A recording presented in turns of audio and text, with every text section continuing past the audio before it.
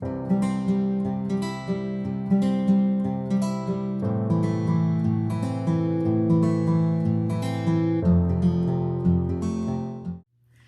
guys, welcome to the Real Deal Unmasked. So today we want to say thank you to all of you who've been watching our videos, to everyone who would have subscribed to our videos, and for those person who have not subscribed to our videos, we want to ask you, what are you waiting for? Come on, subscribe to our channel. It doesn't cost you a penny. Show them where the button is, honey. It's right over there. Just hit it. Just hit the subscribe button. Hit the subscribe button. And we would love it if you would share it with your family members and friends. Remember, it is absolutely free. So, what is our topic today, honey? Good question. Don't stress over the small stuff in your relationship. Or your marriage. Yeah. So our first point is, don't allow trivial issues to take center stage in your relationship. That's very good. Yeah.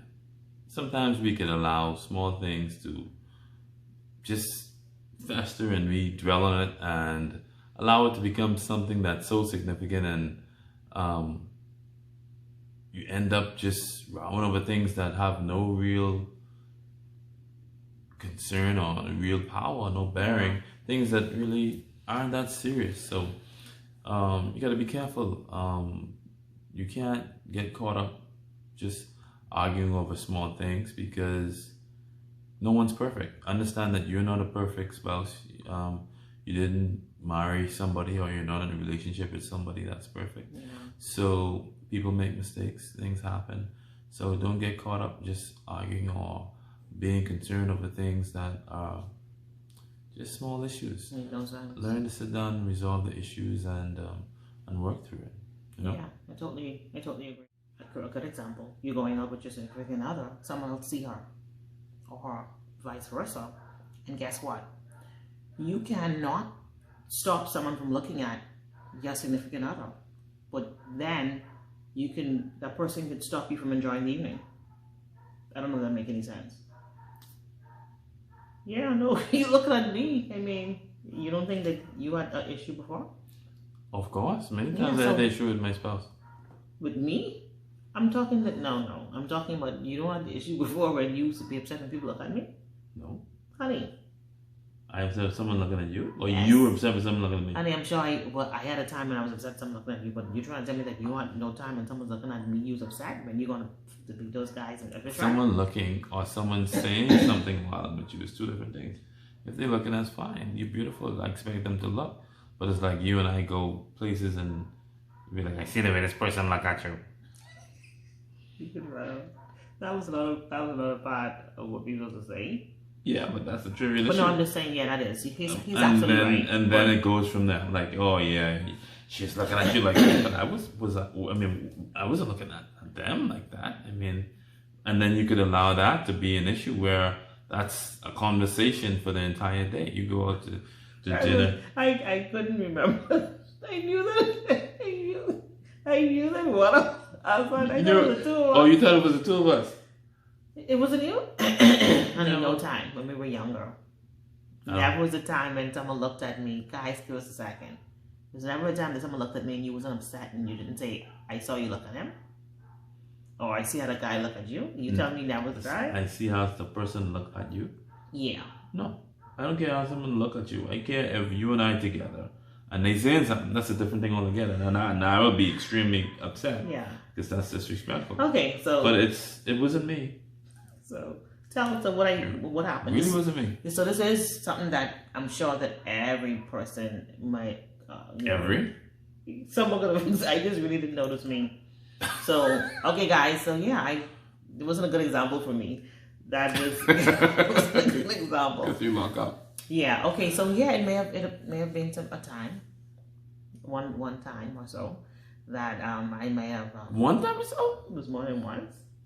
Okay. That I may have asked him, why is he looking at someone? I cannot recall. Not I looking at someone. Why? I see how they're looking at you. I'd be like, what are you talking about? Okay. So guys, don't sweat it. Don't sweat the small stuff, as you know, it's not healthy. And you're right, it can mess the whole evening up. Alright? I really didn't remember as me being me. The next point is whatever you work on the most, you'll get good at. What you mean? Okay. So if you're, for example, if you're an athlete, right? And you're not good at shooting, you go and you put up 100 shots, 1,000 shots. And that's how you improve, your shooting, or you become a better shooter.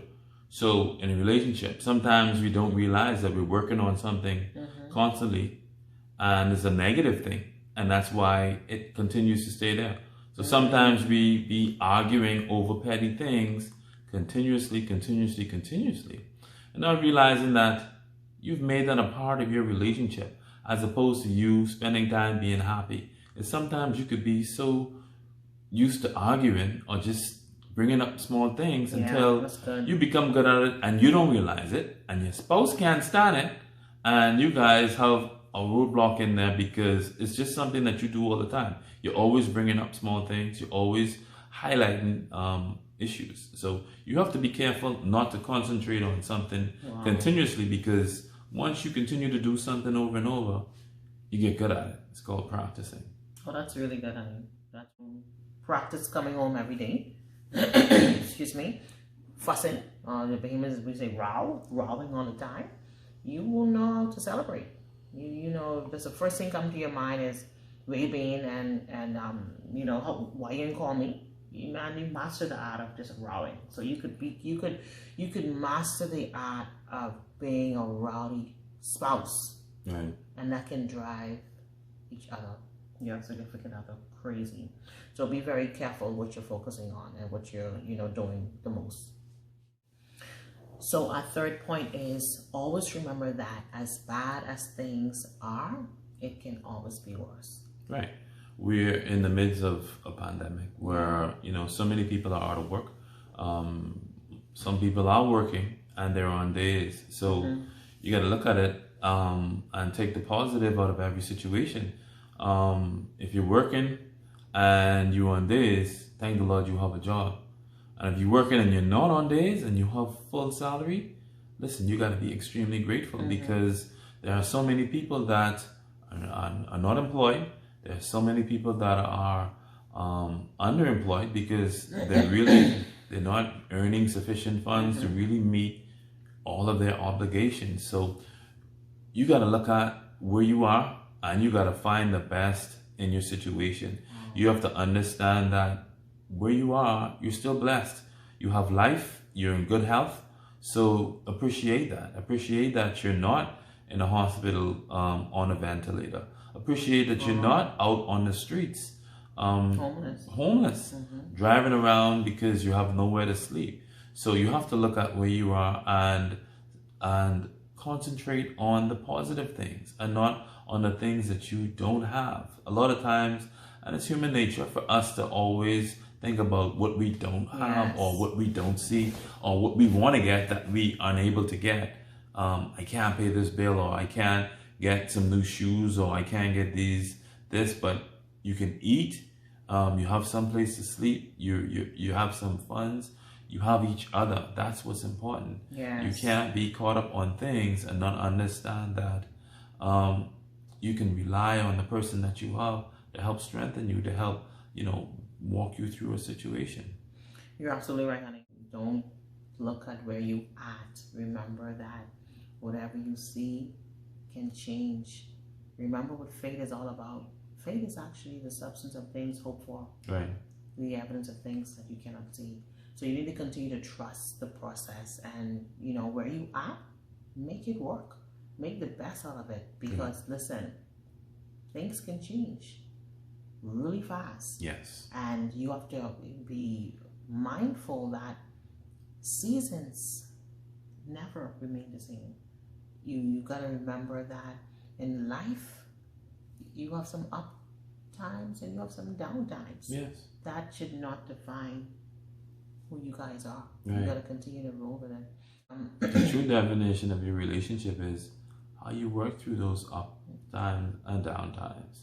Not when things are good, it's when things are bad, how you can pull through. That's how you really strengthen your relationship. You learn to rely on each other. during those times. That is absolutely right. And that brings us to the fourth point. We touched on it a bit. And our fourth point is lean on each other's strengths, not highlight weaknesses. And I think we do that a lot. Right. We realize what our spouse is weak on or weak with, and you highlight that. You don't do this. You don't clean the house. You don't cook. You don't take out the garbage. You don't cut the grass. You don't. You know, it's not about the don'ts. It's about the do's. You know, you have to pay attention to the things that you're getting from your spouse. You're not gonna have 100% total satisfaction from your spouse. There are gonna be some things that your spouse needs to work on, just as there are things that you need to work on. So you got to concentrate on the positive things, the things that they're doing, the things that they're working on changing. Absolutely. And you can't just, beat them down because, you don't see something that you want at the time, and you see the person is making an effort to change. That once you see someone making an effort to change something that they're not good at, you got to work with them. Just as you want somebody to work with you. So basically, it's just sometimes that you just won't see eye to eye, and that's okay. That is what you call life. Don't. So our next point is, if you do not have the power to change things, pray about it and leave it to God. Right. So if you don't have the power to change something in your relationship, you can't change a person. You can't change their habits. You can do your best to have conversations with them, but you can't change them. They have to will within themselves to change. They have to first identify that there's an issue, and once they do that, then they have to work on changing themselves or addressing whatever the problem is, so that you guys can move forward. So once you've gotten to that point, once you had that conversation, once they've identified that there's an issue, and you see where they're working to improve, and you've had whatever assistance that you can get, like if you need counseling or you need some level of help, then what can you do at that point? Pray. Take it to God. Take your situation to God. In fact, all your challenges, you should take them to God. The first thing that you should do is take them to God, and He will help walk you through. But we're not God. So a lot of times we try to make things happen or make people do things that we want them to do. And when it doesn't happen the way we envision it to happen, then it's a big issue. My relationship is breaking down. Or my world is upside down because things aren't happening the way that I see it.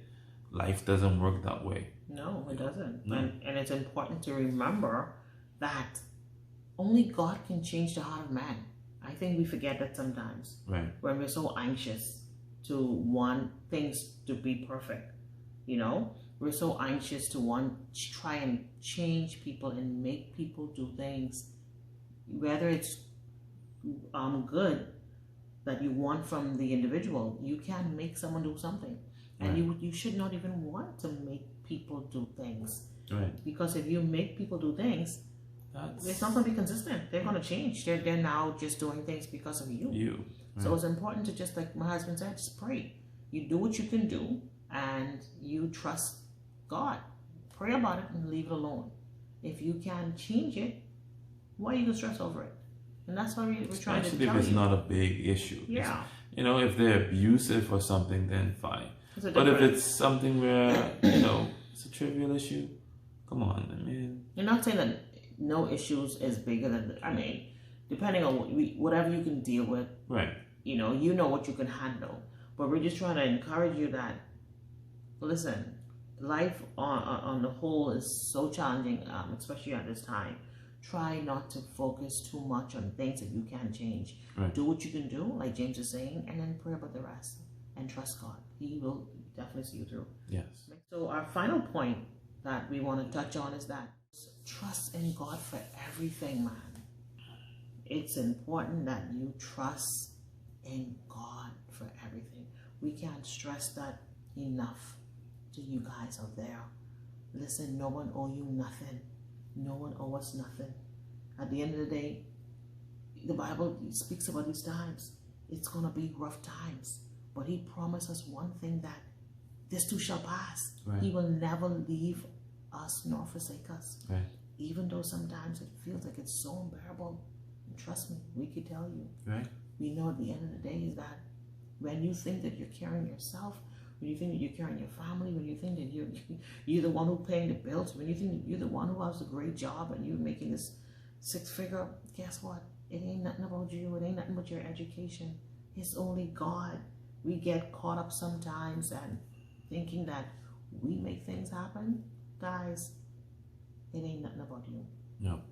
It ain't nothing about you. So at the end of the day, we want to remind you to remember that God has never changed.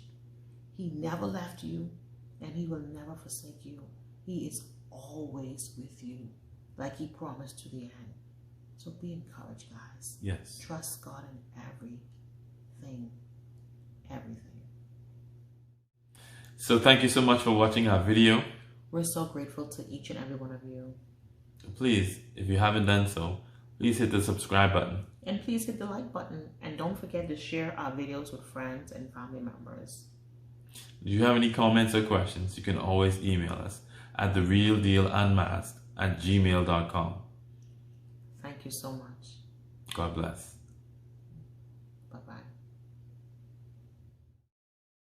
Keep watching for our Bloopers. Hey guys, welcome to the Real Deal Unmasked. So today we're going to be talking about, what's the topic? Excuse me. Why is a dog barking? What are we talking about?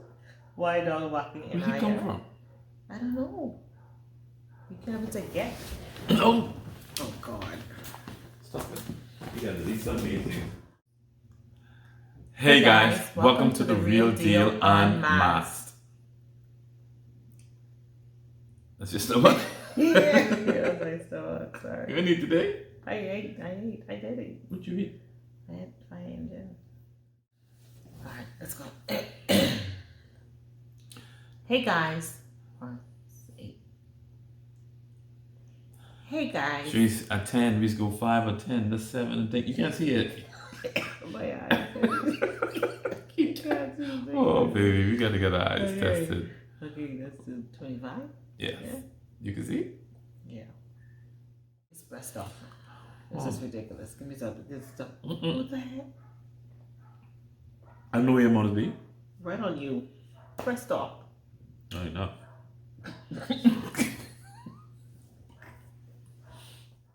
It's sometimes that you want to strangle each other. You so strangle me? Not right It's now. a strong word. I mean, But there are times when you want to strangle me? You mean I'm like... talking about now. I'm talking about back Would in you the want to past. strangle me? No, I don't want to strangle you. Strangle? now. That's really a That's powerful not a word. good word. Okay, well, listen, you get the point. Sometimes people want to kill each other. That's even worse. Strangling you at least I can survive. After that, you may just shoot me. Okay. There's some... Fix it. You fix it because you want to strangle me. So there's times and when, kill me. you know, you